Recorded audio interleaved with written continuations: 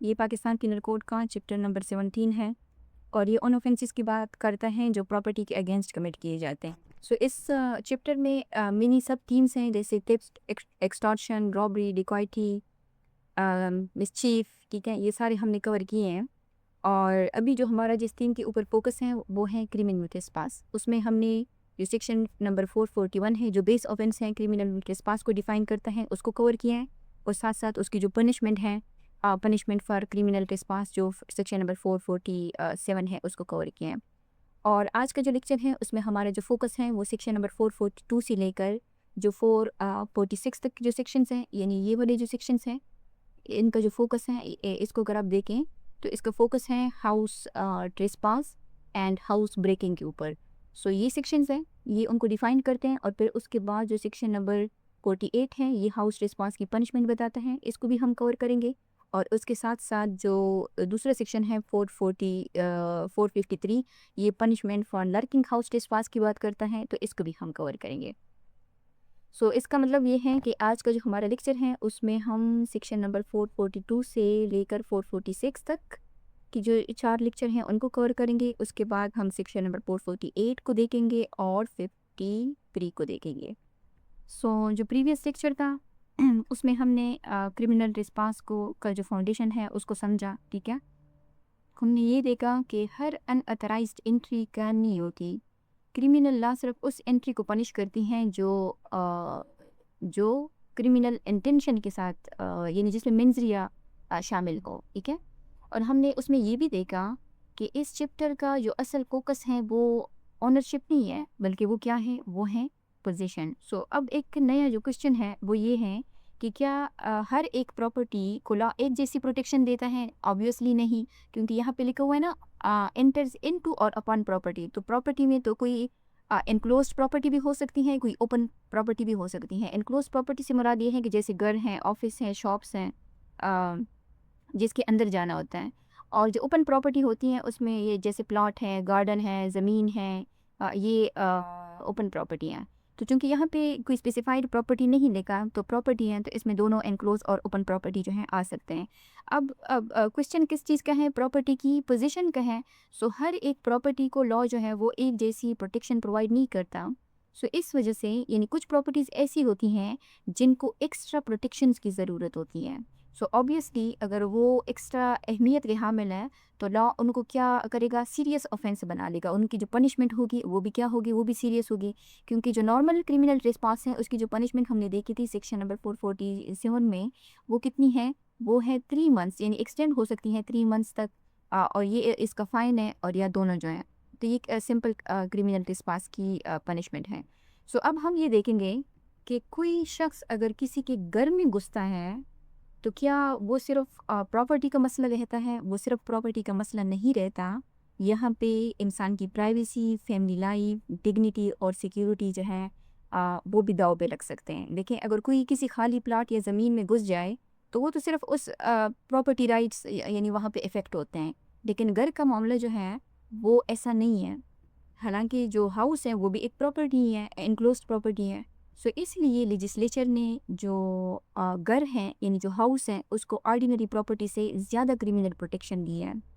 और साथ में जो लेजिस्लेचर है वो ये भी कहते हैं कि जिस तरह प्रॉपर्टी एक जैसी प्रोटेक्शन लेजिस्लेचर लॉ उसको नहीं देती, सिमिलरली जो लेजिस्लेचर है वो ये देखती हैं कि हर जो हाउस ट्रेसपास हैं वो भी एक जैसा नहीं होता। देखें आ, अगर कोई दिन दिन में कोई किसी के घर में घुस जाए तो लाज़मी बात है ये एक सीरियस ऑफेंस है। लेकिन अब आप ये सोचें कि अगर कोई रात के अंधेरे में घुसता है तो क्या वो उससे ज़्यादा ख़तरनाक नहीं है? लाज़मी बात है, दोनों जो हैं दोनों में फ़र्क है, दोनों की नेचर सेम हो सकती है, लेकिन जो सिवियरिटी है वो क्या है, वो डिफरेंट हो सकती है। या अगर उसी घर में एंटर होने के लिए उसका ताला तोड़ा जाए, उसका दरवाज़ा तोड़ा जाए, तो क्या ये गैर मामूली तरीका यानी इस्तेमाल हो रहा है, तो फिर इसको लॉ क्या कहता है, इसको लॉ जो है वो हाउस ब्रेकिंग कहता है, जैसे सेक्शन नंबर 445 में है। और लाजमी बात है ये एक और सीरियस ऑफेंस है, यानी इसको हम ये कह सकते हैं कि ये जो सेक्शंस हैं ये एग्रीवेटेड फॉर्म ऑफ ये जो बेस ऑफेंस है 441 का, उसके एग्रीवेटेड फॉर्म्स हैं। जितनी ज़्यादा प्लानिंग होगी, सिक्रेसी होगी और सिक्रेसी और डेंजर बढ़ेगी, उतनी ही ऑफेंस की जो ग्रेविटी और पनिशमेंट है वो भी बढ़ेगी। सो अब हम देखते हैं सेक्शन नंबर 442 को। लेकिन उसके बाद हम चूँकि ये जो ऑफेंसेस आज हम देख रहे हैं ना अभी इस लेक्चर में, ये कोई इंडिपेंडेंट ऑफेंसेस नहीं है, बल्कि ये सेक्शन नंबर 441 के स्पेशल फॉर्म्स हैं। जैसे हर सेक्शंस में हमें ये देखने को मिलेगा कि whoever commits criminal trespass, who ever commits house trespass, ठीक है, या who ever commits lurking house trespass. तो पर्टिकुलरली हाउस ट्रेसपास के बारे में। क्योंकि ये जो लर्किंग हाउस ट्रेसपास है ये फिर इसका स्पेशल एप्लीकेशन बन जाएगा।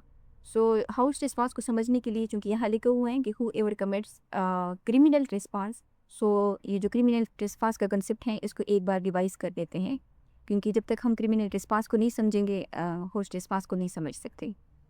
जो क्रिमिनल ट्रेसपास हैं उसमें हमने ये देखा था कि अगर कोई शख्स जो है वो किसी ओपन प्रॉपर्टी में या किसी इनक्लोज प्रॉपर्टी में जो किसी की पोजीशन में होती हैं, एक बात आपने याद रखनी है, ओनरशिप की बात नहीं हो रही, पोजीशन की बात हो रही है, चाहे ओनरशिप किसी और के पास हो। अगर वो किसी क्रिमिनल इंटेंशन के साथ उस प्रॉपर्टी में घुस जाता है, अब वो इंटेंशन क्या होना चाहिए, किसी ऑफेंस को कमिट करना। और ऑफेंस का कमिट करने से क्या मुराद है कि फॉर एग्जांपल वो चोरी भी हो सकती हैं, वो डकैती भी हो सकती हैं, वो रॉबरी भी हो सकती है, वो हर्ट भी हो सकता है, वो असाल्ट भी हो सकता है, कोई भी ऑफेंस की नीयत से अगर वो घर में एंटर होते हैं। सेकेंडली उनका जो क्रिमिनल इंटेंशन हो, वो अगर ऑफेंस कमिट करना नहीं है तो उसका इंटेंशन का हु एवर का इंटेंशन ये होना चाहिए कि वो किसी को डराना धमकाना चाहते हैं, या किसी की इंसल्ट करना चाहते हैं, या किसी को परेशान करने की नीयत से वहाँ पे एंटर होते हैं। यानी इस सेक्शन के दो पार्ट्स हैं, एक तो ये फर्स्ट लिम है और ये सेकंड लिम है। एक तो ये हो गया कि जो एंट्री है वो इलीगल है, यानी वो इलीगली एंटर होता है, उसके पास कोई लीगल राइट नहीं होता उस पोजीशन में जाने का, उस प्रॉपर्टी में जाने का। जो सेकंड पार्ट है वो ये कहते हैं कि एंट्री जो है वो लॉफुल होती है, यानी आप वहाँ जाने के लिए लीगली एंटाइटल होते हो। लेकिन जब आप वहाँ चले जाते हो, जब आपका जो लीगल राइट है वहाँ पे स्टे करने का वो ख़त्म हो जाता है, तो उसके बावजूद भी आप क्या करते हो, वहाँ पे अनलॉफुली रिमेन्स यानी रहते हो। किस इंटेंशन के साथ? सेम वही कंसेप्ट है ऊपर वाला, कि कोई ऑफेंस कमिट करना, या अगर आप किसी कोई ऑफेंस नहीं भी कमिट करना चाहते तो यानी आई मीन हु एवर जो एक्यूज होता है, अगर उसका इंटेंशन ऑफेंस कमिट करने का नहीं है बल्कि किसी को डराना धमकाना है या इंसल्ट करना है या अनाई करना है, तो फिर ये समझा जाएगा कि उसको एवर ने क्या कमिट किया है, क्रिमिनल ट्रेसपास कमिट किया है। जैसे मैंने ये जो फर्स्ट क्लेम है इसकी एग्जांपल मैंने प्रीवियस लेक्चर में ये दी थी कि ए जो है वो ओनर है किसी प्रॉपर्टी का, और जो बी है वो टेनेंट है। अब जो पोजीशन है वो किसके पास है, वो बी के पास है। ओनर के पास ये राइट नहीं है कि वो क्या करे, बी की पोजीशन में एंटर हो, क्योंकि ए जो है वो ओनर है। लेकिन यहाँ पे जो लॉ का फोकस है वो किसके ऊपर है, वो क्रिमिनल लॉ का जो फोकस होता है ना वो ओनरशिप के ऊपर नहीं होता, वो पोजीशन के ऊपर होता है। जो सिविल लॉ है उसका फोकस किसके ऊपर होता है, वो ओनरशिप के ऊपर होता है, ठीक है, ओके। यहाँ पे भले ये ओनर है लेकिन उसके पास ये लीगल राइट नहीं है कि वो बी के घर में जो है वो दाखिल हो जाए। अगर ए जो है वो ऑफेंस कमिट के करने की नीयत से बी के घर में दाखिल होता है, या वो इनमें से यानी बी को डराना धमकाना चाहता है कि फॉर एग्जांपल उसको कहते हैं कि भाई मेरे घर से निकलो, ये क्या है, ये इंटिमिडेशन है कि कल तक मकान खाली करो, इंटिमिडेशन या इस नीयत से अगर वो वहाँ जाता है या बी को इंसल्ट करता है या उसको तंग करता है, तो फिर ए जो है भले ही वो ओनर क्यों ना हो, वो क्या हो करेगा, वो क्रिमिनल ट्रेसपास जो है वो कमिट करेगा, क्योंकि उसके पास कोई लीगल राइट नहीं है कि वो उस प्रॉपर्टी में जो है वो एंटर हो सके। क्यों? तो क्योंकि वो बी के पोजीशन में है। और जो सेकंड लिम है उसकी एग्जांपल मैंने आपको ये दे दी कि फॉर एग्जांपल जो ए है वो जाता है बैंक में। अब बैंक में हम सबको लीगल राइट है कि हम बैंक में जा सकें, लेकिन बैंक टाइमिंग के दौरान फॉर एग्जांपल 9 to 5 है, हम जा सकते हैं। अब ये ए मौसूफ क्या करते हैं कि जब टाइम ख़त्म हो जाता है तो वो काउंटर के पीछे जो है वो छुप जाता है। किस नीयत से कि रात को मैं क्या करूँगा, ऑफेंस कमिट करूँगा, यानी बैंक को लूटूंगा। अगर वो बैंक को नहीं भी लूटना चाहता तो उनमें से उसका जो इंटेंशन है वो क्या होना चाहिए, जो फॉर एग्जांपल बैंक मैनेजर है उसको धमकाना, डराना, उससे पैसे मांगना या किसी की इंसल्ट करना या वहाँ पे बस बैठे रहना सिर्फ इस नीयत से कि वो लोग काम ना कर सकें, यानी अनाइंस क्रिएट करना। सो ये जो क्रिमिनल ट्रेसपास हैं, इसमें जो क्रिमिनल इंटेंशन है वो लाजमी है। एक में इलीगल एंट्री के साथ और दूसरे में जो एंट्री होती है वो लॉफुल होती है, लेकिन बाद में फिर वो अनलॉफुल बन जाती है। सो अब हम देखते हैं जो सेक्शन नंबर 42 है, ये कहता है कि हु एवर, ओके, इसका जो टाइटल है हाउस ट्रेसपास है। अब ये जो हाउस वर्ड है ना, इससे आप ये ना समझिएगा कि हाउस ट्रेसपास का मतलब ये है कि किसी का घर तोड़ देना या किसी घर में एंटर होना, नहीं। ये यहाँ सिर्फ हाउस लिखा हुआ है, लेकिन हाउस के अंदर अब हम देखेंगे कि हाउस के अंदर क्या चीज़ें आती हैं। हाउस के अंदर हाउस आता है या और भी चीज़ें आती हैं। तो इसका टेक्स्ट ये कहता है कि हु एवर कमिट्स, यानी एक्चुअल जो कमीशन ऑफ ऑफेंस है वो हो चुका हो।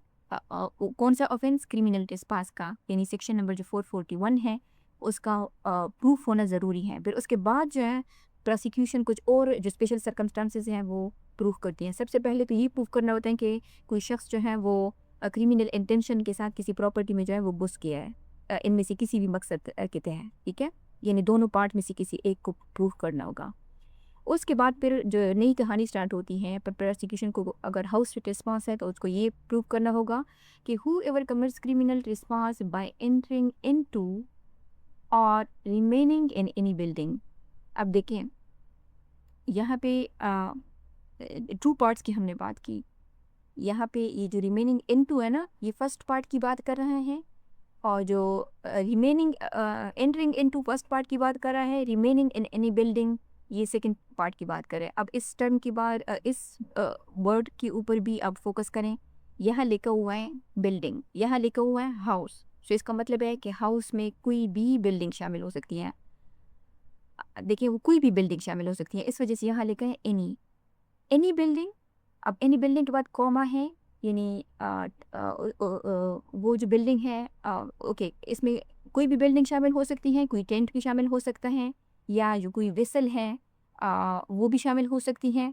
अब ज़रूरी चीज़ क्या है कि वो बिल्डिंग, चाहे वो घर है, शॉप है, कोई फैक्ट्री है, कोई और चीज़ है, कोई मस्जिद है, क्योंकि वो भी तो बिल्डिंग है, कोई चर्च है वो भी बिल्डिंग है, यानी बिल्डिंग में कोई बिल्डिंग, क्योंकि यहाँ स्पेसिफिकेशन नहीं दी गई। उसके बाद कोई टेंट भी हो सकता है। टेंट यानी इसमें जो खेमे होते हैं, जो अक्सर जो यानी लोग अगर कैंपिंग पे जाते हैं, या जो फौजी होते हैं जो कपड़े के टेंट लगा लेते हैं, वो भी इसमें कवर है, ठीक है। और जैसे रिलीफ कैंप होते हैं या आर्मी टेंट होते हैं, या जो नोमैडिक लोग होते हैं ना, वो भी जो एक जगह पर से दूसरी जगह जाते हैं, जो पड़ाव डालते हैं, वो अगर खेमे लगाते हैं तो वो सारे इसमें शामिल हैं। और विसल, विसल से मुराद क्या है? विसल का मतलब होता है कि बोट, शिप, या जो बहुत बड़ी कश्ती होती है। लेकिन हर जो शिप है वो इसमें कवर नहीं है, वो विसल नहीं होती। अब हम देखते हैं कि इसमें कौन सी बिल्डिंग, कौन सा टेंट और कौन सा विसल जो है वो शामिल है। ये शर्त लाजमी है, used as a human dwelling, okay.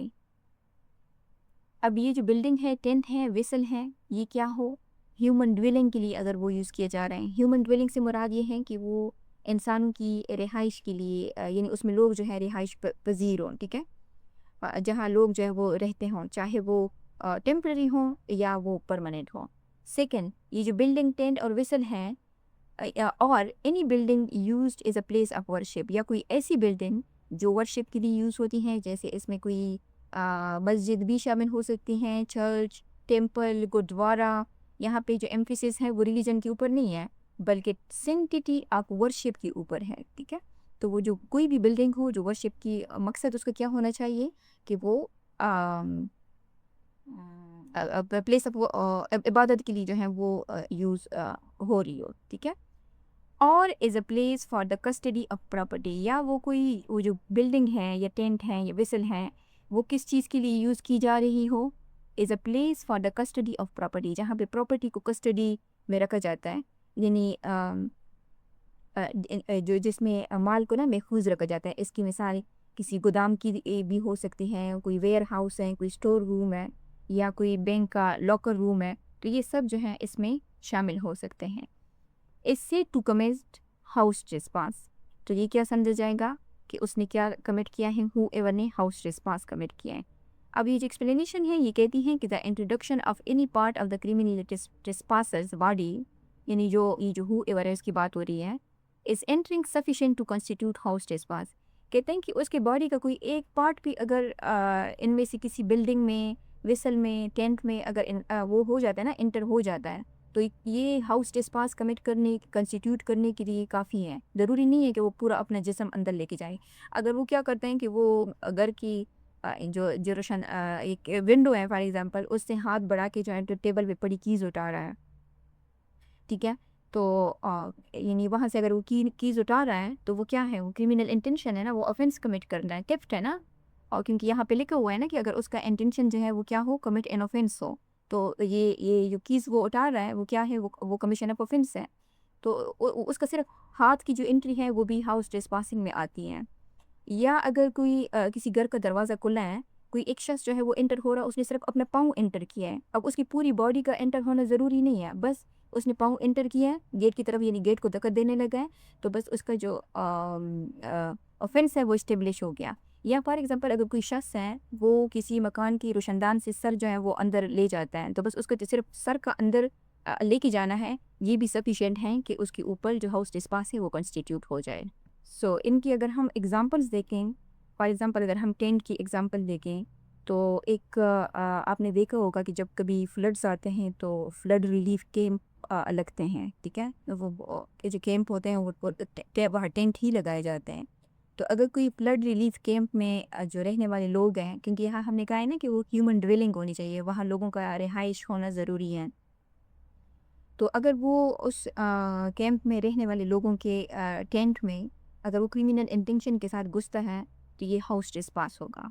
और सिमिलरली जो विसल की एग्जांपल है वो हम इस तरह ले सकते हैं कि जो मचेरे होते हैं मचेरों की अगर कोई बोट है जिसमें वो लोग रहते हैं, अगर कोई क्रिमिनल इंटेंशन के साथ उसमें घुसता है तो ये भी क्या है, हाउस ट्रेसपास है। और सिमिलरली जो कोई ऐसी बिल्डिंग जो ह्यूमन ड्वेलिंग के लिए यूज़ होती है, यानी जहाँ लोग रहते हैं, उसको ह्यूमन ड्वेलिंग कहते हैं। फॉर एग्जांपल अब कोई एक मकान है जो नया नया तमीर हुआ है, उसमें लोग नहीं रहते, तो वो ह्यूमन ड्वेलिंग में नहीं आता। लेकिन एक पुराना मकान है जिसका जो ओनर है वो महीने में शायद एक बार चक्कर लगाता हो, लेकिन अगर कोई उसमें ह्यूमन ट्रेसपास करेगा तो फिर वो हाउस ट्रेसपास में शामिल होगा। लेकिन नया जो मकान है जिसमें अभी आबाद कोई रिहाइश पजीर नहीं है, वो नहीं आएगा इसमें। या फॉर एग्जांपल अगर कोई शख्स जो है वो दुश्मनी में आकर मस्जिद में या चर्च में जाके एंटर होता है और जो इमाम होता है उसको धमकाता है, यानी इंटिमिडेट करता है, ठीक है, तो फिर ये भी ये प्लेस ऑफ वर्शिप में आ जाएगा। और इसी तरह जो कोई ऐसी जगह होती हैं जो प्रॉपर्टी को स्टोर करने के लिए, कस्टडी के लिए यूज़ होती हैं, भले वहाँ पे रात को कोई ना सोता हो, लेकिन चूंकि वो लोगों के कीमती जो सामान होते हैं, जो प्रॉपर्टी होती हैं वहाँ पे वह पड़ी होती है ना, तो इसलिए ये लॉ जो है उसको भी क्या कर रहा है, प्रोटेक्शन दे रहा। सो सेक्शन नंबर 442 में हमने ये देखा, 442 ये कहता है कि जब क्रिमिनल ट्रेसपास जो है वो किसी ऐसी जगह में की जाए जो इंसानी रिहाइश, इबादत या प्रॉपर्टी की हिफाजत के लिए इस्तेमाल होती है, तो लॉ उसे हाउस ट्रेसपास कहती है। क्योंकि ऐसी जो जगह हैं अगर वहाँ भी कोई इलीगल एंट्री करता है तो वो सिर्फ प्रॉपर्टी राइट्स की वायोलेशन नहीं है, बल्कि वो प्राइवेसी की, डिग्निटी की और जो पर्सनल सिक्योरिटी है उसको भी इफ़ेक्ट करती है। सो अब हम जो हाउस ट्रेसपास है उसकी पनिशमेंट को देखते हैं। इसकी जो पनिशमेंट है ये है सेक्शन नंबर 448 में। 448 को हम 47 को हम ऑलरेडी कवर कर चुके हैं। जो 48 है ये पनिशमेंट बताता है हाउस ट्रेसपास की। ये कहते हैं कि whoever commits house trespass, यानी सेक्शन नंबर 442, उसकी जो पनिशमेंट होगी वो इम्प्रिजनमेंट होगी। अब ईदर डिस्क्रिप्शन जो एक्सटेंड हो सकती है 1 ईयर तक, या उसके ऊपर फाइन लगेगा विच में एक्सटेंड टू 3000 रुपीज़, या उसके ऊपर बहुत। देखें, एक होता है बेस ऑफेंस, जो एक होते हैं या जो एग्रीवेटेड फॉर्म्स होती हैं, ठीक है, यानी जो बेस ऑफेंस होता है ना उसके साथ अगर कोई स्पेशल सर्कमस्टांसेस ऐड हो जाएं तो फिर वो क्या बन जाता है, वो एग्रीवेटेड ऑफेंस बन जाता है। सो ये जो एग्रीवेटेड ऑफेंस होता है, हमेशा इसकी जो पनिशमेंट होती है वो क्या होती है, वो बेस ऑफेंस से ज़्यादा होती हैं। जो बेस ऑफेंस हैं सेक्शन नंबर 441 में, उसकी पनिशमेंट जो है वो एक्सटेंड हो सकती है 3 मंथ्स तक, और 1500 रुपीज़ फ़ाइन है।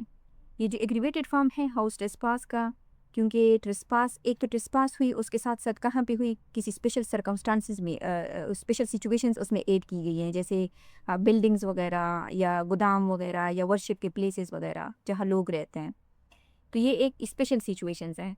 तो उनकी जो पनिश अब इसकी अगर पनिशमेंट आप देखें तो ये कह रहे हैं कि मे एक्सटेंड टू 1 ईयर, ये है 3 मंथ्स, ये है 1 ईयर। तो जितनी ज़्यादा जो ऑफेंस की सिवेरिटी बढ़ती जाएगी, उसकी जो पनिशमेंट है वो भी बढ़ती जाएगी।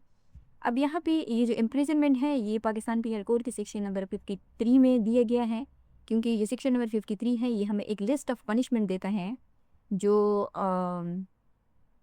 लिस्ट ऑफ पनिशमेंट हमें बताता है, जिसमें यानी जब कोई ऑफेंस कमिट करता है तो उसकी जो पनिशमेंट होती है वो इसी सेक्शन से ली जाती है। और ये जो सेक्शन है ये हमें ये भी बताता है कि जो इम्प्रिजनमेंट है वो 2 टाइप्स की होती है, 2 डिस्क्रिप्शन की, एक सिंपल इम्प्रिजनमेंट, एक है रिग्रेस इम्प्रिजनमेंट। और जब इधर डिस्क्रिप्शन लिखा होता है तो उसका मतलब ये होता है कि कोर्ट चाहे तो रिग्रेस दे, चाहे तो सिंपल दे। ये आप देख सकते हैं, चैप्टर नंबर 3 है पनिशमेंट, और इसमें ये जो 8 नंबर की पनिशमेंट है ये इम्प्रिजनमेंट, 2 डिस्क्रिप्शन, रिग्रेस और सिंपल। और उसके बाद इसके लिए जो दूसरी पनिशमेंट है वो है 10 नंबर की, क्योंकि इस सेक्शन में 10 पनिशमेंट है, ये आप देख सकते हैं, ये है फ़ाइन। तो इस हाउस ट्रेसपास के लिए इस सेक्शन से 2 पनिशमेंट को चूज़ किया गया है, एक है इम्प्रिजनमेंट और दूसरा है फ़ाइन। और जो फ़ाइन है वो कितने तक एक्सटेंड हो सकता है, 3000 रुपीज़ तक। यहाँ पे फ़ाइन कितना है, 1500 रुपीज़, यानी 1500 है, और यहाँ पे कितना है, 3000 है। सो अब हम देखते हैं सेक्शन नंबर 443 को। ये कहता है लर्किंग हाउस ट्रेसपास। सबसे पहले जो लर्क है उसको समझना ज़रूरी है कि लर्क क्या होता है। लर्क का मतलब होता है छुपना, गात लगाना या छुप कर बैठ जाना, यानी सीक्रेटली ऑपरेट करना और डिटेक्शन से बचने के लिए कोई प्रिकॉशन लेना। तो ये दिन के वक्त भी हो सकता है, ज़रूरी नहीं है कि लड़के का मतलब ये हो कि ये रात को गात लगाई जाती हैं, ठीक है, दिन को भी हो सकती हैं। सो ये कहते ओके, सबसे पहले ये जो सेक्शन नंबर 443 है, ये सेक्शन नंबर जो 442 है उसका एग्रीवेटेड फॉर्म है। ये कहते हैं कि whoever commits house trespass, यहाँ पे ट्रेसपास की बात नहीं हुई, यहाँ ट्रेसपास की बात हुई है ना, क्रिमिनल ट्रेसपास की। तो इसका मतलब है कि ये सेक्शन 441 का एग्रीवेटेड फॉर्म है। और जो 443 है इसमें बात हो रही है कि कोई शख्स जो है अगर वो हाउस ट्रेसपास कमिट करे, यानी लर्किंग हाउस ट्रेसपास को प्रूफ करने के लिए किस चीज़ को साबित करना ज़रूरी है, हाउस ट्रेसपास को प्रूफ करना ज़रूरी है। और हाउस ट्रेसपास की जो डिफिनेशन है वो हम देख चुके हैं कि अगर कोई शख्स जो है वो एंटर होता है इलीगली, या अगर वो लॉफुली एंटर होके वहाँ पे रहता है किसी बिल्डिंग वेसल में, यानी जहाँ पे लोग रिहाइश पजीर होते हैं, या कोई प्लेस ऑफ वर्शिप हो, या कोई ऐसी प्रॉपर्टी हो जहाँ कस्टडी के लिए प्रॉपर्टी की कस्टडी की जाती है। अब जो क्रिमिनल ट्रेसपास हैं उसमें हमने देखा था कि उसका इंटेंशन क्या होना चाहिए, ऑफेंस को कमिट करना या इंटिमिडेशन करना या इंसल्ट करना या अनाउंस करना। सो अगर कोई शख्स जो है वो हाउस ट्रेसपास कमिट करे, having taken precautions to conceal such house trespass from some person who has a right to exclude or eject the trespasser. Okay, यहाँ तक देख लेते हैं। Whoever commits house trespass having taken precaution, और जो house trespass उसने commit की है वो कैसी कमिट की है, उसके लिए उसने क्या किया हो, अगर कोई प्रिकॉशन ली है। अब प्रिकॉशन का मतलब ये है कि उसने कोई ऐसा स्टेप उठाया हो जो पकड़े जाने से बचने के लिए, यानी उसने जानबूझकर उसको लिया हो। यानी सिर्फ चुप कर किसी बिल्डिंग में घुस, किसी प्रॉपर्टी में घुस जाना जो है वो काफ़ी नहीं है, बल्कि जो अक्यूज्ड है उसने पहले से प्लानिंग की हो, प्रिकॉशन ली हो। इसकी एग्जांपल क्या हो सकती है कि फॉर एग्जांपल अगर कोई घर के पिछले रास्ते से घर में जो है, यानी किसी बिल्डिंग में घुस जाता है, किसी प्रॉपर्टी में घुस जाता है, या हाउस ट्रेसपास कमिट करते हुए उसने कोई मास्क लगाया हुआ हो, ठीक है, या जो घर की दीवार है उसके ओट में वो यानी आहिस्ता आहिस्ता चल रहा होता कि कोई जो उसको देख ना सके। या अगर फॉर एग्ज़ाम्पल वो रिमेनिंग वाला अगर हम देखें, क्योंकि इसमें सिर्फ एंटरिंग तो नहीं है ना, रिमेनिंग भी शामिल है हाउस ट्रेसपास रिमेनिंग ट्रेसपास में, हाउस ट्रेसपास में। तो अगर वो लाफुली एंटर हुआ है लेकिन फिर वो क्या करता है कि वहाँ से वापस नहीं जाता, या घर के अंदर किसी अलमारी के पीछे या बेड के नीचे या जो पर्दे हैं उसके पीछे वो छुप जाए, और उसका इंटेंशन क्या होना चाहिए, इंटेंशन को हम क्रिमिनल ट्रेसपास में देख चुके हैं, कोई ऑफेंस कमिट करना, किसी के इंसल्ट, इंटिमिडेशन या अनायंस। ठीक है। सो अगर कोई हाउस ट्रेसपास करता है प्रिकॉशंस के साथ, और उस प्रिकॉशंस का जो मकसद है वो क्या होना चाहिए, उसका मकसद होना चाहिए उसकी जो हु एवर हैं उसकी यानी अपनी जो एंट्री है या अपनी मौजूदगी है उसको छुपाना। ठीक है। यहाँ सिर्फ जो फिज़िकल छुपना है वो मुराद नहीं है, बल्कि हर ऐसा एक जो डिटेक्शन से बचने के लिए वो यूज़ करता है। जैसे फॉर एग्ज़ाम्पल अगर वो लीगल तौर पर वो किसी जगह गया है लेकिन फिर रिमेन रहने के लिए वो किसी कमरे के लाइट्स जो है वो बंद कर लेता है, मास्क पहन लेता है, या जो सीसीटीवी है उसको डिसेबल कर देता है। ठीक है। या फुटप्रिंट्स मिटा देता है। सच हाउस ट्रेसपास यानी कंसीलमेंट किस चीज़ की, हाउस ट्रेसपास की, यानी अक्यूज्ड अपनी प्रेजेंस को सीक्रेट रखना चाहता है। किस चीज़ से, किससे, from some person who has a right to exclude or eject, यानी उस शख्स से या उन लोगों से जो उसको एक्सक्लूड करने का लीगल राइट रखते हैं। यानी ये जो कंसीलमेंट है ये हर शख्स से ज़रूरी नहीं है, बल्कि सिर्फ उस शख्स से जिसका जो लीगल इंटरेस्ट है। ठीक है। अब इसमें कौन हो सकता है, यानी एक्सक्लूड का मतलब ये है कि किसी को अंदर आने से रोकना, यानी जिस शख्स के पास लीगल अथॉरिटी है कि वो कहे कि भाई तुम अंदर नहीं आ सकते। मिसाल के तौर पर अगर हाउस ओनर हैं या टेनेंट हैं या कोई ऑक्युपायर हैं, कोई केयर टेकर भी हो सकता है, इसमें कोई सिक्योरिटी गार्ड भी हो सकता है, क्योंकि सबसे पहले तो अगर किसी घर का, किसी बिल्डिंग का, किसी प्रॉपर्टी का सिक्योरिटी गार्ड है तो वो ही आपको रोकेगा। ठीक है। और इजेक्ट द ट्रेसपासर, इजेक्ट का मतलब है यानी अंदर से निकाल देना, क्योंकि यहाँ पे दो सिचुएशंस है ना, एंटरिंग और रिमेनिंग। एंटरिंग के लिए यूज़ हुआ है एक्सक्लूड करना, कि कोई उसको कहे कि तुम अंदर नहीं आ सकते। ठीक है। अब अगर रिमेनिंग वाली सिचुएशंस है, यानी कोई ऑलरेडी लाखों तरीके से आ गए हैं, अब अगर वो वापस नहीं जा रहा, तो ये अगर पर्सन के पास इजेक्ट करने का, उस ट्रेसपासर को इजेक्ट करने का राइट है। इजेक्ट मतलब उसको अंदर से निकाल देने का राइट है। ठीक है। क्योंकि ये जो सेक्शन है ये सिर्फ एंट्री तक तो महदूद नहीं है ना, क्योंकि ये हाउस ट्रेसपास को प्रूफ करना होगा, और हाउस ट्रेसपास के लिए हमने देखा कि क्रिमिनल ट्रेसपास को देखना होगा। सो हाउस क्रिमिनल ट्रेसपास में तो लाजमी बात है दो सिचुएशंस हैं, तो फिर इन दोनों को देखना होगा। सो अगर कोई अथराइज्ड पर्सन है वो अक्यूज्ड को बाहर निकाल सकता था और अक्यूज्ड उससे भी अपनी प्रेजेंस छुपाता रहा, तो ये भी क्या है, ये भी कंसीलमेंट है।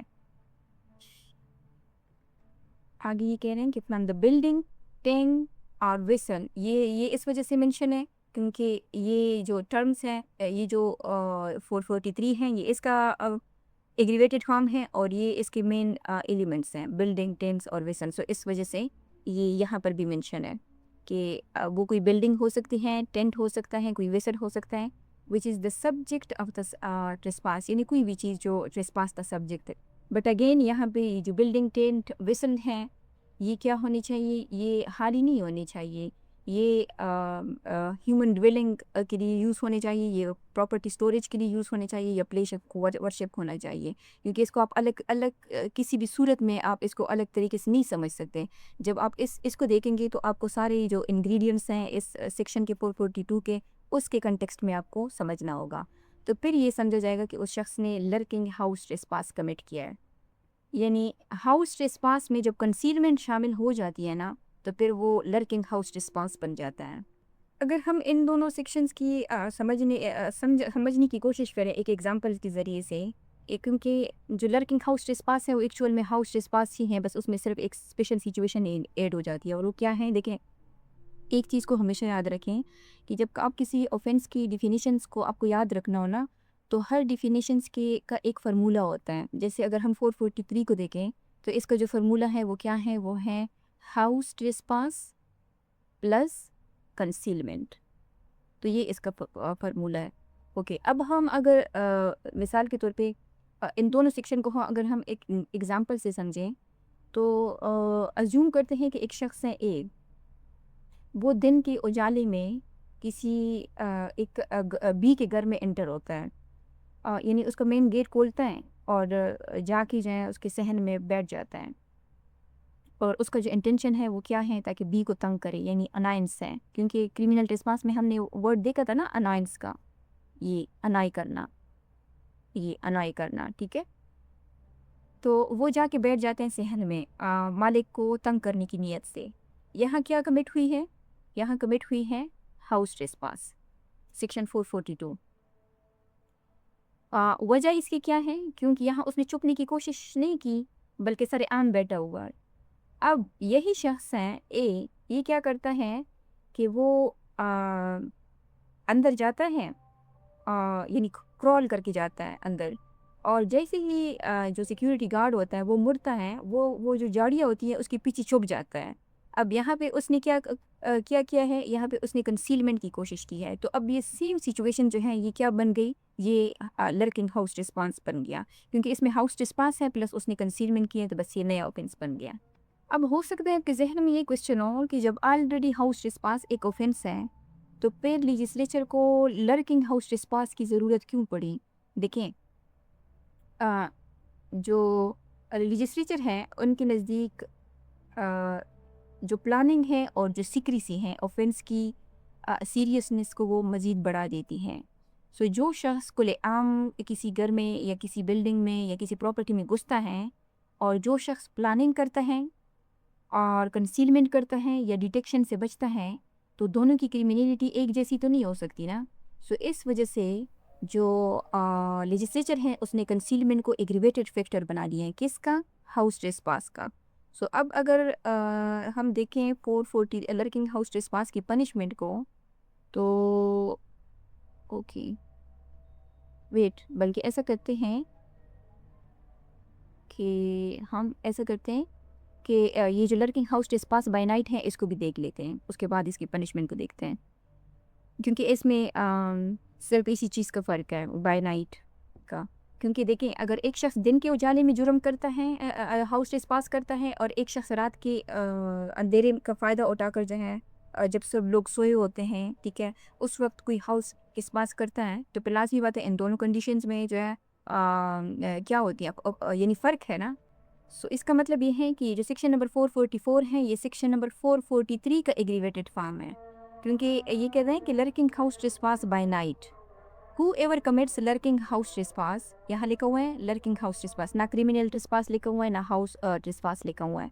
ऊपर का ऑफेंस जो है वो अप्रूव करना जो है वो ज़रूरी है कि वो कमिट हुआ है, यानी कंसीलमेंट के साथ उसने हाउस ट्रेसपास किया है। आफ्टर सनसेट यानी मगरिब के बाद, एंड बिफोर सनराइज और फजर से पहले, is said to commit lurking house trespass by night. यानी अगर आप 444 का फार्मूला समझना चाहते हैं ना, तो इसमें 443 कर लें प्लस उसके साथ साथ नाइट मिला लें, तो ये 444 बन जाएगा। यानी इस ऑफेंस को साबित करने के लिए क्या चीज़ ज़रूरी है, सबसे पहले section number 441 criminal trespass proof होगी, फिर उसके बाद हाउस ट्रेसपास प्रूफ होगी, फिर उसके बाद जो है कंसीलमेंट प्लस लर्किंग 443 प्रूफ होगा, फिर आखिर में जाके ये प्रूफ होगा कि भाई ये ऑफेंस जो है ये रात के वक्त हुआ है। और आपने एक चीज़ ये भी नोट की होगी कि यहाँ पे लॉ ने कोई टाइम नहीं लिखा कि 7 बजे से लेकर सुबह 5 बजे तक, बल्कि लिखा है सनसेट, क्योंकि हर सीज़न और हर सिटी में जो सनसेट का वक्त है वो बदलता रहता है, ठीक है। सो ये नेचुरल स्टैंडर्ड को एडॉप्ट कर रहा है। जैसे अगर हम देखें दिसंबर में जो सनसेट है वो जल्दी हो जाता है और जून में जो है वो देर से होता है। सो दोनों सूरतों में जो स्टैंडर्ड है वो क्या है, वो सनसेट है और सनराइज़ है। और फिर ये जो सनराइज़ है, सो ये जो सनराइज़ है यानी ये पूरी रात का एक लीगल पीरियड बता रहा है ना, सनसेट से लेकर सनराइज़ तक। अगर ऑफेंस जो है वो सनराइज़ के बाद हुई है तो फिर तो सेक्शन नंबर 444 नहीं होगा ना, फिर वो 443 में आएगा। और देखें, रात के वक्त को क्यों एक अलग सा ऑफेंस बनाया गया है, यानी रात के वक्त ऑफेंस को क्यों अलग सा ऑफेंस बनाया गया है। इसकी वजह यह है कि रात को लोग सो रहे होते हैं, रेजिस्टेंस कम होती है, आइडेंटिफिकेशन जो है वो भी मुश्किल से होती है, अंधेरा होता है, और जो विटनेसेस होते हैं वो भी कम होते हैं, और जो फियर होता है वो भी ज़्यादा होता है, ठीक है, और जो वायलेंस का रिस्क है वो भी ज़्यादा होता है। सो इस वजह से यानी यही जो ऑफेंस है अगर ये रात को की जाए तो इसकी जो ग्रेविटी है वो बढ़ जाती है। यानी लॉ ये नहीं कहती कि रात को ऑफेंस ऑटोमेटिकली ज़्यादा इमोरल है, लॉ ये कहती हैं कि रात को जो ऑफेंस है उसकी ऑब्जेक्टिवली ज़्यादा यानी वो ऑफेंस को ज़्यादा ऑब्जेक्टिवली डेंजरस बना देता है। अब देखिए अगर कोई शख्स है वो रात के वक्त किसी प्रॉपर्टी में घुस जाता है ना, लेकिन उसने अगर कोई कंसीलमेंट नहीं की, उसने कोई प्रिकॉशंस नहीं ली, तो फिर सेक्शन नंबर जो 444 है ना वो अप्लाई नहीं बनेगी। फिर पॉसिबली वो सेक्शन नंबर 442 ही बन सकता है। लेकिन अगर क्योंकि इसमें टाइम का जिक्र तो नहीं है ना, लेकिन जो वर्किंग हाउस ट्रेसपास हैं उसकी कंडीशन ये है कि उसमें प्रिकॉशंस और कंसीलमेंट जो है वो की गई हो। यानी जो सेक्शन नंबर 443 है उसमें इम्पॉर्टेंट चीज़ क्या है, कंसीलमेंट है। टाइम जो है वो इररिलेवेंट है, दिन और रात दोनों जो है वो हो सकते हैं। जबकि जो 444 है उसमें कंसीलमेंट भी ज़रूरी है प्लस नाइट का होना भी ज़रूरी है। यानी हर सेक्शन 444 सेक्शन 443 है, लेकिन हर सेक्शन 443 सेक्शन 444 नहीं होती। यानी सेक्शन नंबर जो 443 है ये सीक्रेट एंट्री है और टाइम इररिलेवेंट है। 444 में सीक्रेट एंट्री एट नाइट है। सो अब हम जो लर्किंग हाउस ट्रेसपास हैं उसकी पनिशमेंट को देखते हैं और ये है section number house trespass 53। Okay, so ये है punishment for lurking house trespass और हाउस ब्रेकिंग। सो ये दोनों की पनिशमेंट एक सेक्शन में है, तो इससे बेहतर ये है कि हम ये जो सेक्शन है हाउस ब्रेकिंग का जो 445 है और 446 है इन दोनों को कवर करने पर इसके बाद इसकी जो पनिशमेंट है उसको हम एक साथ ही देखते। सो अब हम देखते हैं सेक्शन नंबर 445 को। इसका टाइटल है हाउस ब्रेकिंग। हाउस ब्रेकिंग का मतलब होता है जिसको उर्दू में कहते हैं ना नकब ज़नी। अब इसका ये मतलब नहीं है कि हाउस को बिल्कुल तोड़ दिया जाए। यानी अगर कोई शख्स जो है वो हथौड़ा लेके घर की दीवार तोड़ दे तो ये हाउस ब्रेकिंग है, हो सकती हैं, लेकिन सिर्फ इसी एक सूरत में नहीं। क्योंकि लॉ के नज़दीक जो हाउस ब्रेकिंग है उसका असल जो कंसेप्ट है वो ब्रेकिंग नहीं है बल्कि अनलॉफुल मेथड ऑफ एंट्री या एग्जिट है। इसलिए इस सेक्शंस में हम देख सकते हैं कि ए फर्स्टली से लेकर सिक्सली तक ये जो सेक्शन है ये 6 लीगल मेथड्स देता है, जिनमें से अगर कोई एक भी प्रूफ हो जाए तो हाउस ब्रेकिंग जो है वो इस्टेब्लिश होगी। सो इसका जो टेक्स्ट है ये कहते हैं कि a person is said to commit house breaking who commits house trespass. यहाँ पे क्या चीज़ ज़रूरी है, जो सेक्शन नंबर 442 है वो इस्टेब्लिश होना ज़रूरी है। ठीक है, यानी एंटरिंग लॉफुल तरीके से इलीगल अनलॉफुल एंट्री हो या लॉफुल एंट्री हो और बाद में जो है वो डेरा जमा के बैठ गया हो किसी भी बिल्डिंग में जो ह्यूमन ड्वेलिंग के लिए यूज़ हो सकती है, प्लेस ऑफ वर्शिप हो या जहाँ पे सामान रखवाया जाता है। ठीक है, अगर कोई शख्स जो है वो हाउस ट्रेसपास करता है, if he effects his entrance into the house or any part of it in any of the 6 ways hereinafter described। ये बाद में यहाँ पे 6 लीगल तरीके जो हैं वो डिस्क्राइब हुए हैं।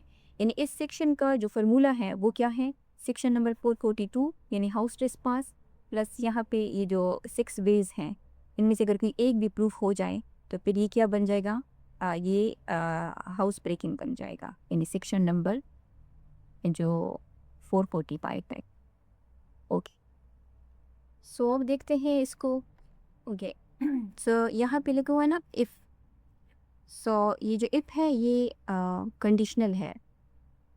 ठीक है, ये कंडीशन क्रिएट करता है, यानी हर एक जो हाउस ट्रेसपास हैं वो ऑटोमेटिकली हाउस ब्रेकिंग नहीं बनेगी।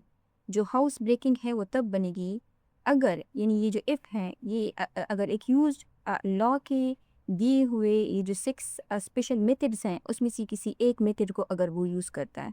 एक बात तो हमें यहाँ पता चल गई कि ये जो 445 है यहाँ चूँकि लिखा हुआ है ना कमिट हाउस ट्रेसपास, तो हाउस ट्रेसपास 442 में है। तो ये जो सेक्शन है ये एग्रीवेटेड फॉर्म है सेक्शन नंबर 442 का। ठीक है, तो अब हम देखेंगे कि जो 6 वेज हैं वो क्या हैं आगे। ओके, सो ये कहते हैं कि if he effects his entrance into the house और एनी पार्ट ऑफ इट। यानी इफेक्ट्स का मतलब ये है कि वो सक्सेसफुली उसमें हाउस का ट्रेसपास अकम्प्लिश किए हैं, यानी ये रिजल्ट्स एन, यानी अक्यूज़ ने वाकई उस तरीके से एंट्री या एग्जिट जो है वो हासिल कर ली है, सिर्फ जो इंटेंशन है वो काफ़ी नहीं है। इनटू द हाउस, अब यहाँ पे हाउस से मुराद ह्यूमन विलिंग है, प्लेस ऑफ वर्शिप है, place for custody of property है, कोई टेंट वेसल सब जो है वो यूज है। तो हाउस से मुराद आपने ये नहीं लेना कि हमारा अपना घर, ठीक है।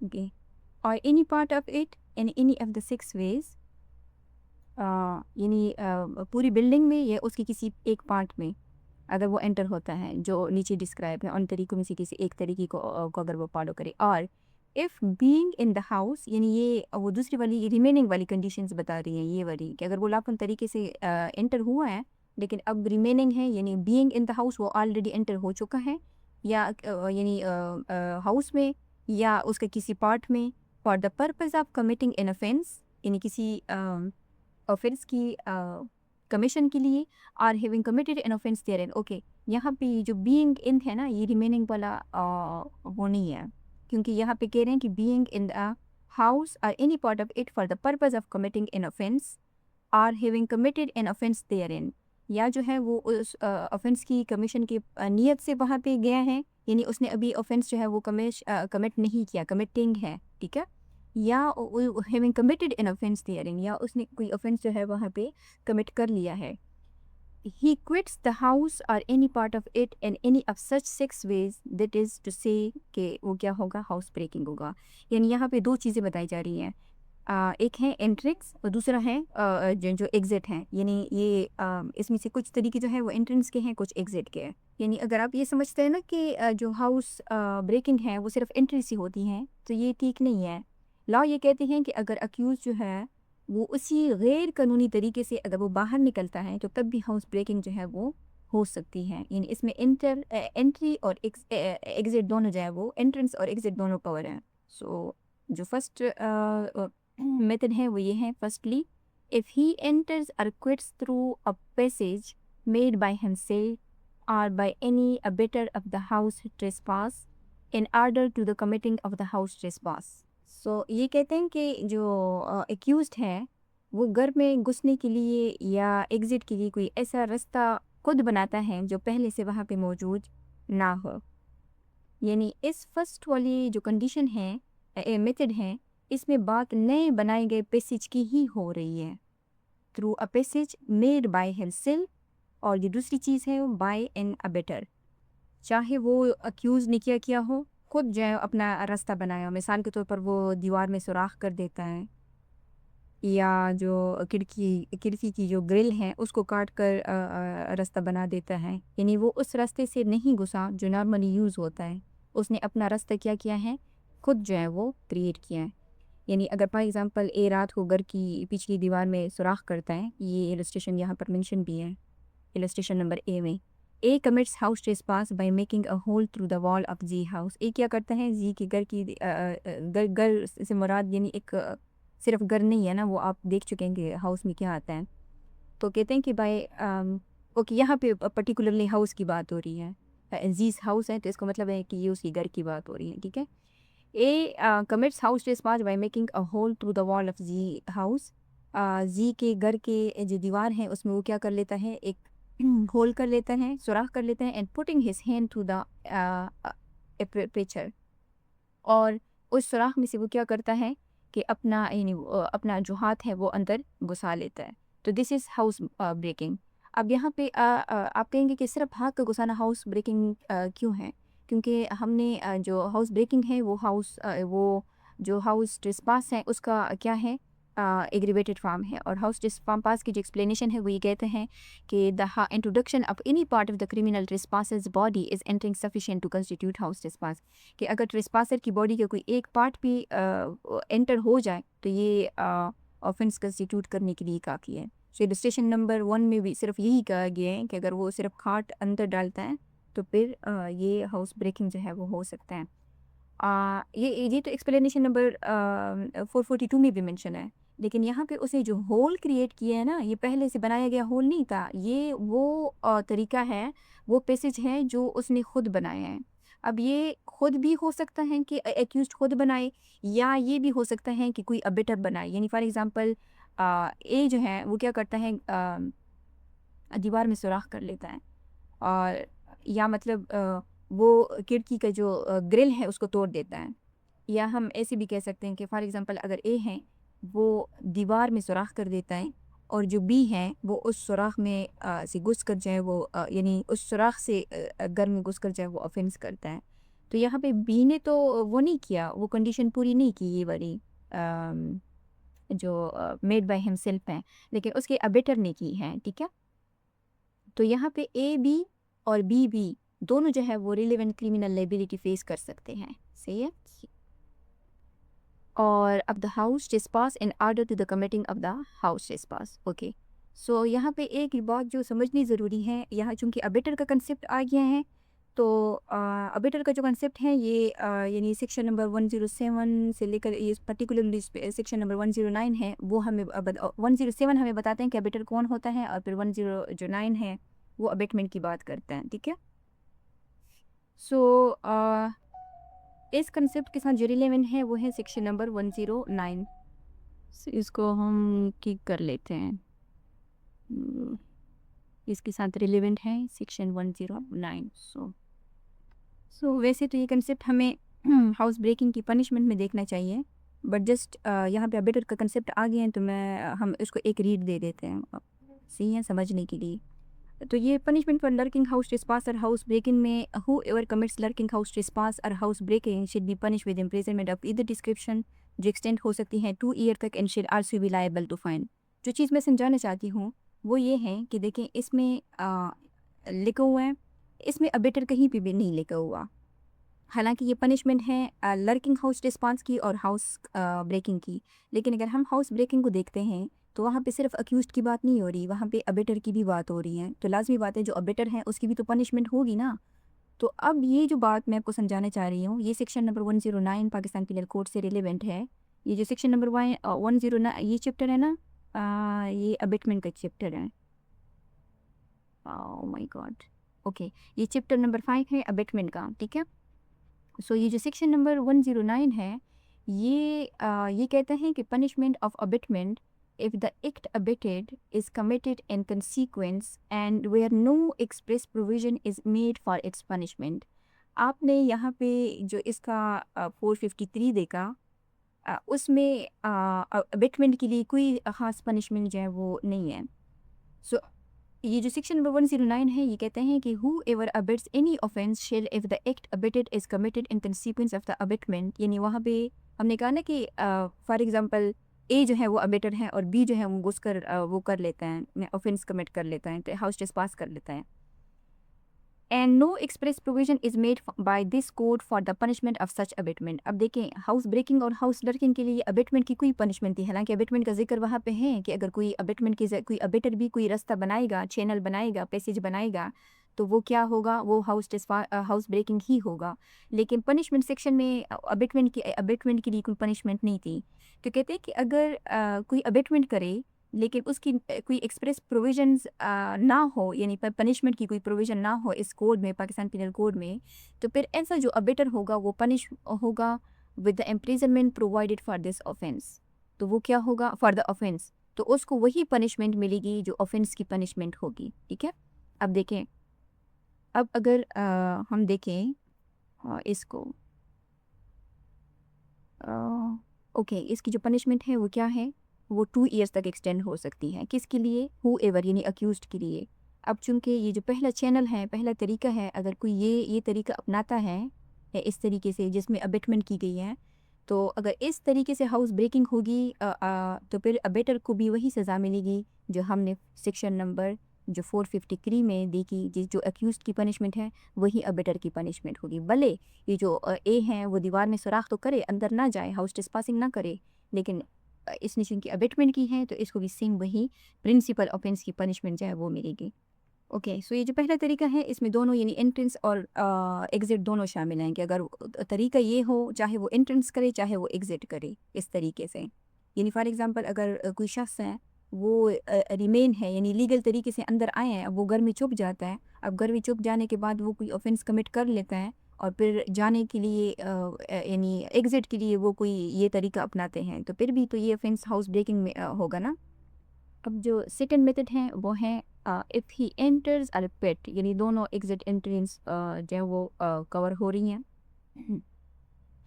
इफ़ ही एंटर्स और quits through any passage not intended by any person, यानी कोई यहाँ पे जो रास्ता है वो अक्यूज्ड खुद नहीं बनाता, चाहे जैसे यहाँ पे उन्होंने खुद बनाए अबेटर और अक्यूज्ड या अक्यूज्ड, ठीक है। ये जो रास्ता है वो पहले से घर में, यानी घर मीन्स जो हाउस डिस्पास की डिफिनेशन में जो भी आती है बिल्डिंग्स, वो सब वो क्या है, वो सब पहले से क्या हो, मौजूद हों, लेकिन not intended by any person, यानी जिस मकसद के लिए वो बनाया गया हो वो ह्यूमन के पैसेज का मकसद ना हो। यानी क्वेश्चन ये है यहाँ पे कि क्या ये रास्ता इंसानों के अंदर बाहर जाने के लिए बनाया गया है।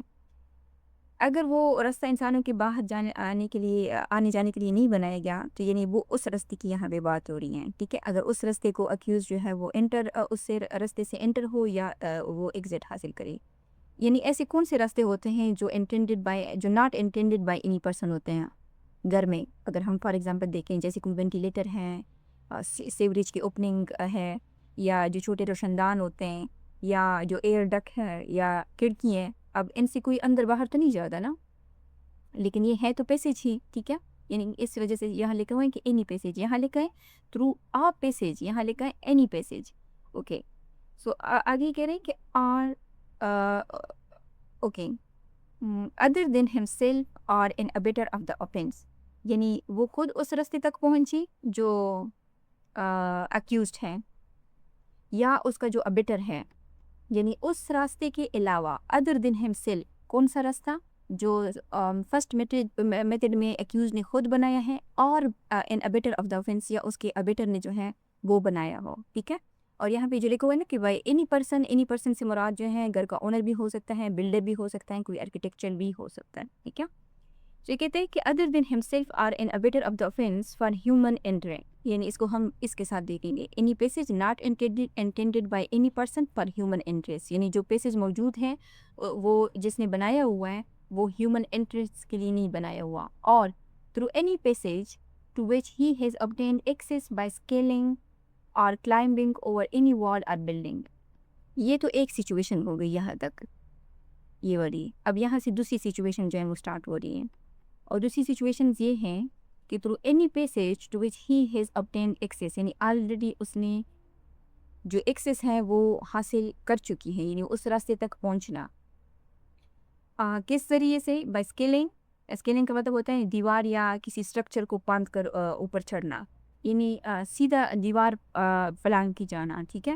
यानी बिल्डिंग को फोर्स या एफर्ट से अगर कोई फलांग कर ऊपर चढ़ता है ताकि दूसरी साइड पे पहुंच सके।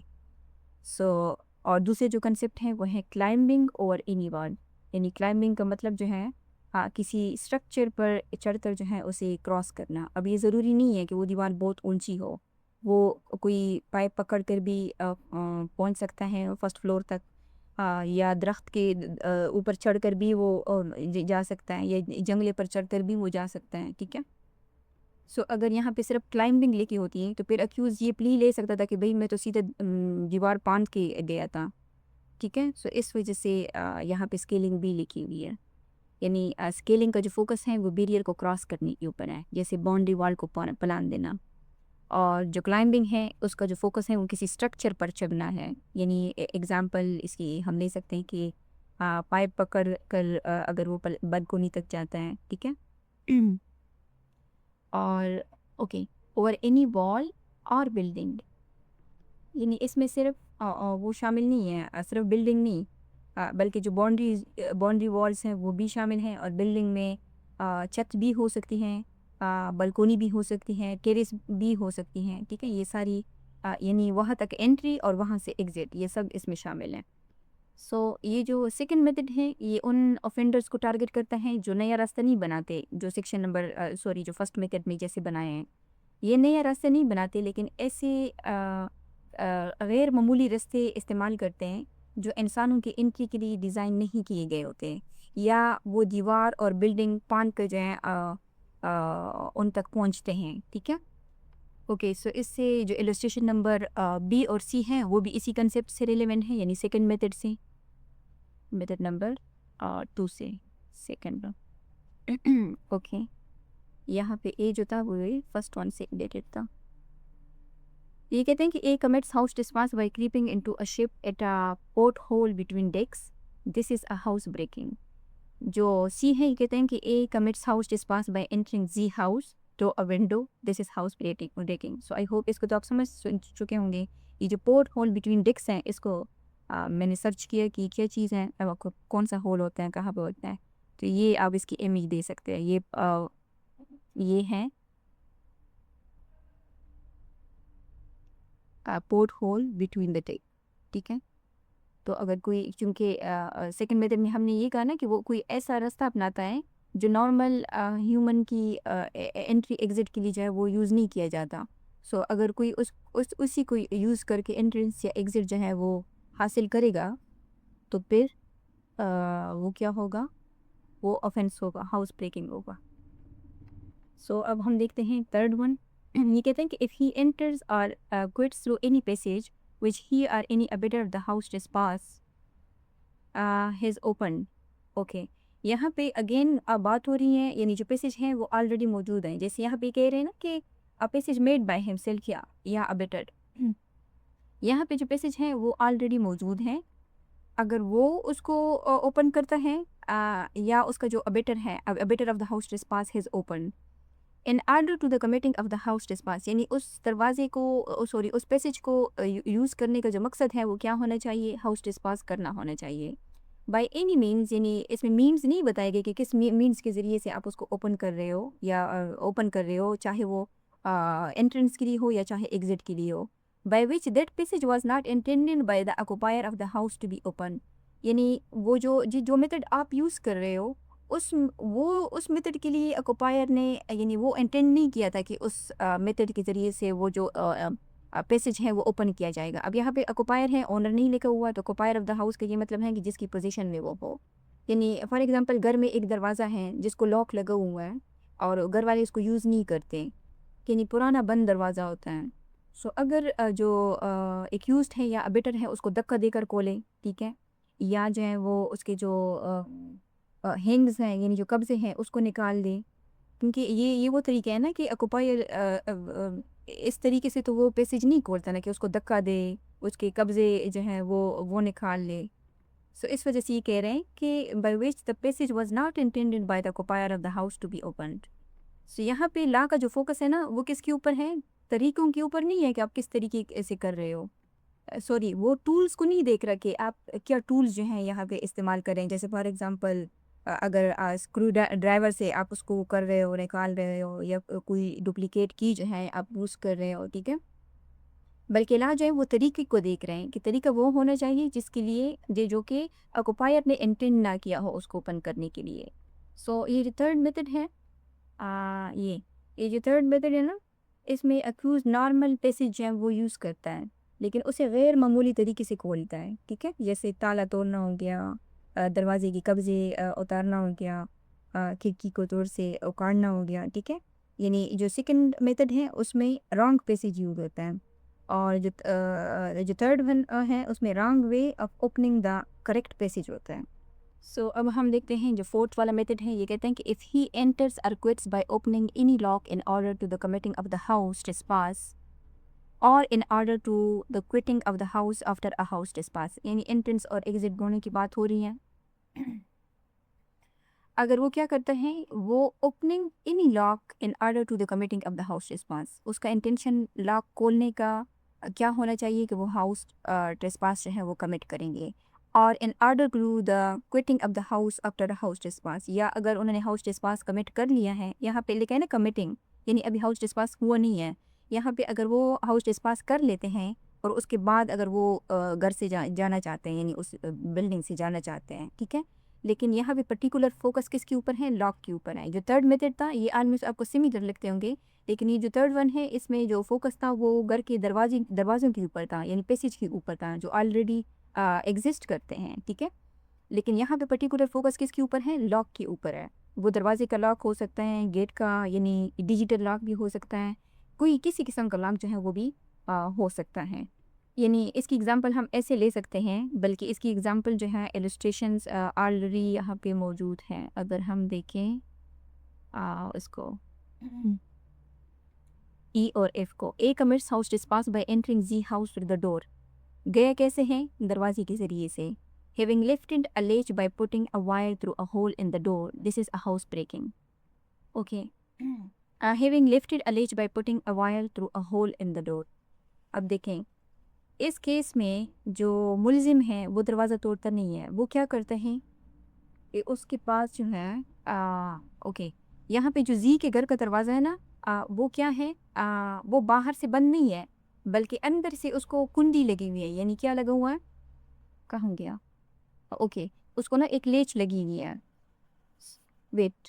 और जो दरवाज़ा है उसमें क्या है, ऑलरेडी एक सुराख जो है वो मौजूद है, ठीक है। जैसे पुराने दरवाजे में वो मौजूद होते थे, या लकड़ी के जो सुराख होते थे दरवाजे में। अब जो ए है वो यानी अपने पास से एक उसके पास ना एक वायर है, वो निकालता है और उस वायर को वो दरवाजे के उस छोटे से सुराख से, यानी a hole in the door जो है, उसके अंदर डालता है और अंदर लगा हुआ जो लेच है, यानी जो कुंडी है, उसको उस तार की मदद से ना ऊपर उठाता है, लिफ्टेड करता है, ठीक है। हैविंग लिफ्टेड अ लेच, उस कुंडी को ऊपर उठाता है और कुंडी जो है खुल कर दरवाज़ा यानी खुल जाता है और वो क्या करता है, वो अंदर जाता है। सो ये भी क्या है, ये भी हाउस ब्रेकिंग है। और ये फोर्थ वाले मेथड से रिलेवेंट है, क्योंकि उसमें बात किसकी हो रही है, उसमें बात हो रही है लॉक की। और जो इलस्ट्रेशन नंबर 1 है वो भी इसी से रिलेवेंट है। इलस्ट्रेशन नंबर 1 ये कहता है कि A finds the key of Z house door. A को उसके जी के घर के जो चाबी हैं वो उसको मिल जाते हैं, विच जी हैज़ लॉस्ट, यानी जो उससे गुम हो गए होते हैं, ठीक है। And commits house trespass by entering Z house having open the door with that key. अब जी क्या, ए क्या करता है कि उसी चाबी को यूज़ करके दरवाज़ा खोल के अंदर घुसता है। तो ये भी क्या है, ये भी हाउस और ट्रेसपासिंग है। और ये दोनों जो हैं ये किस में पाल करते हैं, कौन सी मेथड में, जो फोर्थ वन है। अब देखते हैं जो मेथड नंबर 5 है। ये कहते हैं कि if he effects his entrance और departure by using criminal force और कमिटिंग इन असॉल्ट और by threatening any person with assault. So ये जो तरीका है, ये 5th वाला, इसमें जो फोकस है वो ना तो दरवाजे के ऊपर है, ना दीवार के ऊपर है, ना लॉक के ऊपर है, बल्कि किसके ऊपर है, जो ऑक्यूपायर हैं, जो इंसान है, उसके ऊपर है। यानी अगर एक्यूज जो है वो क्या करता है, किसी पर्सन के अगेंस्ट फोर्स यूज़ करता है, या जो है वो असाल्ट कमिट करता है, ठीक है, या उनको थ्रेटन करता है कि भाई मुझे अंदर जाने दो, उनको कोई वेपन्स वगैरह दिखाता है, तो फिर ये क्या है, ये हाउस ब्रेकिंग है। और यहाँ पे जो लिखा हुआ है ना इफ़ेक्ट्स, तो इफ़ेक्ट्स तो मतलब ये है कि वो सक्सेसफुली उसने एंट्री हासिल कर ली है, चाहे वो फोर्स के ज़रिए हो, थ्रेट के ज़रिए से हो, या असाल्ट के ज़रिए से हो। और सिर्फ एंट्री नहीं, यहाँ पे वो डिपार्चर यानी एग्ज़िट के लिए भी इन तरीकों को यूज़ कर सकता है। और यहाँ पे ये जो क्रिमिनल फोर्स का कंसेप्ट है ना, इसको हमने सेक्शन नंबर 350 में देखा था। सो अगर आप क्रिमिनल फोर्स को समझना चाहते हैं तो उसके लिए आप ये वाला लेक्चर ज़रूर देखें। सो सिंपल अल्फाज में जो क्रिमिनल फोर्स हैं वो यानी किसी शख्स के खिलाफ उसकी मर्ज़ी के बगैर फोर्स इस्तेमाल करना, ताकि कोई ऑफेंस जो है वो कमिट किए जाएँ, या उसे डराया या मजबूर किया जाए, ठीक है। यहाँ पे फोर्स का जो मकसद होता है, यानी वो क्या होता है, हाउस ट्रेसपास को पॉसिबल बनाना होता है। और इसकी मिसाल हम इस तरह ले सकते हैं कि फॉर एग्ज़ाम्पल गेट पर सिक्योरिटी गार्ड जो है खड़ा है, ए उसे धक्का देकर अंदर जो है वो घुस जाता है, तो ये क्या है, ये क्रिमिनल कोर्स है। और सिमिलरली जो असाल्ट है, वो भी उसका जो कंसेप्ट है वो भी हमने सेक्शन नंबर 351 में देखा था, ठीक है। और असाल्ट का मतलब होता है कि कोई ऐसे जेस्चर या एक्ट जिससे फ़ौरन फोर्स यूज़ होने का रीज़नेबल अप्रीहेंशन पैदा हो, यानी फोर्स यूज़ ना हुआ हो, बल्कि जो सामने वाला है उसको ये महसूस हो रहा हो कि ओके मेरे ऊपर जो है कोई आप वो क्रिमिनल फोर्स यूज़ हो सकता है। जैसे मिसाल के तौर पर अगर कोई शख्स है और वो थप्पड़ के लिए हाथ उठाता है, अभी उसने थप्पड़ लगाया नहीं है, जब उसको लग जाएगा तो वो क्रिमिनल फोर्स से जाएगी। लेकिन जब जैसे ही कोई हाथ उठाता है, यानी आपको पता होता है कि ये थप्पड़ उठाने के लिए उठा रहा है हाथ, ठीक है, तो जिससे दूसरे बंदे को ये अप्रीहेंशन हो कि ओके, ये यानी रीजनेबल अप्रीहेंशन हो कि अब मेरे ऊपर जो है फोर्स यूज़ हो रहा है, तो उसको कहते हैं असाल्ट, ठीक है। और या उसको क्या किया जा रहा हो, थ्रेटन किया जा रहा हो, यानी एक्चुअल फोर्स भी ज़रूरी नहीं है, असाल्ट भी ज़रूरी नहीं है, अगर सिर्फ थ्रेट किए जा रहे हैं तो वो भी काफ़ी है। यानी एक गेट पर खड़ा हुआ चौकीदार से ये कहता है कि दरवाज़ा खोलो वरना मैं तुम्हें जान से मार दूंगा, और जो चौकीदार है वो डर के मारे गेट खोल देता है और एक अंदर घुस जाता है। या सिमिलर ये जो तरीका है ये एंट्रेंस और एग्जिट दोनों के लिए अगर वो यूज़ करे। यहाँ पे लिखा है ना कि threatening any person with assault, यानी थ्रेटन जो है वो थ्रेट जो है वो किस चीज़ का होना चाहिए, असाल्ट का होना चाहिए। यानी धमकी जो है वो डायरेक्ट फिजिकल जो वायलेंस है उसकी होनी चाहिए। जो सिर्फ आम गालम गलोच है ना वो थ्रेटनिंग विद असाल्ट को सेटिस्फाई नहीं कर रही। जो पहले मेथड्स हमने देखे, पहला वाला जो था वो पैसेज की बात कर रहा था कि हुई कोई खुद से पैसेज बनाए, दूसरा वॉल की बात कर रहा था, तीसरा लॉक की, और जो चौथा है वो एंट्री की तरीके की बात कर रहा है, और जो चौथा है वो लॉक की बात कर रहे हैं, ठीक है। जो थर्ड वन है वो एंट्री के तरीके की बात कर रहे हैं। जो फिफ्थ वन है उसमें हमने ये देखा कि अगर कोई घर की सिक्योरिटी को तोड़ने के लिए तोड़ने की बजाय अगर घर वालों को ही फोर्स या थ्रेट से मजबूर कर दें तो ये भी उतना ही सीरियस ऑफेंस है, ठीक है। यानी यहाँ प्रोटेक्शन जो है वो प्रॉपर्टी से ज़्यादा पर्सन को दी जा रही है। अब इसकी जो रिलेवेंट इलस्ट्रेशंस हैं वो जी और एच हैं फिफ्थ नंबर से। फिफ्थ नंबर का जो मेथड है ये कहता है कि Z stand in his doorway, अपने घर के दरवाजे पे खड़ा है, A forces a passage by knocking Z down. वो क्या करता है कि उसको नीचे यानी उसको गिरा देता है, and commits house breaking by entering the house. और हाउस ट्रेसपास जो है वो कमिट कर लेता है किस तरीके से, यानी घर में जो है वो घुस जाता है। This is house breaking. Z the door keeper of Y, Z जो है अब यहाँ पे वो डोर कीपर है वाई का, standing in Y's doorway, यानी उधर खड़ा है गेट पे। A commits house trespass by entering the house having deterred Z from opposing him by, यानी जो सिक्योरिटी गार्ड है जी वो उसको कहते हैं कि आप एक्यूज को कहते हैं कि आप अंदर नहीं जा सकते। अब जो ए है यानी जो अक्यूज्ड है वो क्या करता है, deterred Z from opposing him by threatening to beat him, वो उसको धमकाता है कि वो क्या करेगा, उसको मारेगा। ये मारना है ये क्या है, ये आसान है ना। तो यहाँ पे उसने क्या कमिट किया है, हाउस ब्रेकिंग। यानी उसको हाथ उठाया नहीं है बल्कि यहाँ पे वो थ्रेटन कर रहा है, थ्रेटन टू बीट हिम। यानी ये जो थ्रेटन टू बीट हिम है ना, थ्रेटन टू बीट हिम ये किस प्रेस से रिलेटेड है, ये रिलेटेड है threatening any person with assault, इससे रिलेटेड है, ठीक है। वो असॉल्ट की थ्रेट उसको दे रहा है। अब सिक्स वाला मेथड देखते हैं। ये कहते हैं कि if he entered the quit by any passage already मौजूद है which he knows to have been fastened against such entrance और डिपार्चर, जो उसको मालूम है कि भाई ये जो पैसेज हैं इसको यानी बंद किया गया है अगेंस्ट सच एंट्रेंस और डिपार्चर, यानी ये जो पैसेज हैं ये एंट्रेंस या डिपार्चर के लिए जो है वो यूज़ नहीं हो रहा, ठीक है। जैसे कोई दरवाज़ा भी हो सकता है, इसमें कोई गेट भी हो सकता है, कोई खिड़की भी हो सकती है। अब यहाँ पे जो नॉलेज है एक्यूज्ड का वो ज़रूरी है। यानी अगर उसे नॉलेज नहीं है विच ही नोज़, अगर उसे नॉलेज नहीं है तो फिर तो ये वाला इंग्रेडिएंट जो है ये इस्टेब्लिश नहीं होगा ना। टू हैव बीन फास्टन यानी किसी भी तरीके से उसको बंद या सिक्योर किया गया है, वो बोल्ट लगाना हो सकता है, वो कुंडी लगाना हो सकता है, कोई चेन लगाना या कोई और बार लगाना, ठीक है। हर किस्म की फास्टिंग जो है वो लॉक नहीं होती, इस वजह से जो लॉक वाला है ना उसको अलग से वो किया है, मेथड जो है वो बताया गया है, ठीक है। यानी फॉर एग्जांपल अगर घर के अंदर से कुंडी लगी हुई है तो ये भी फास्टिंग है, चाहे ताला ना भी हो, ठीक है। अगेंस्ट सच एंट्रेंस और डिपार्चर, ताकि कोई अंदर ना आ सके या कोई बाहर ना जा सके, यानी सिक्योरिटी पर्पज़ के लिए।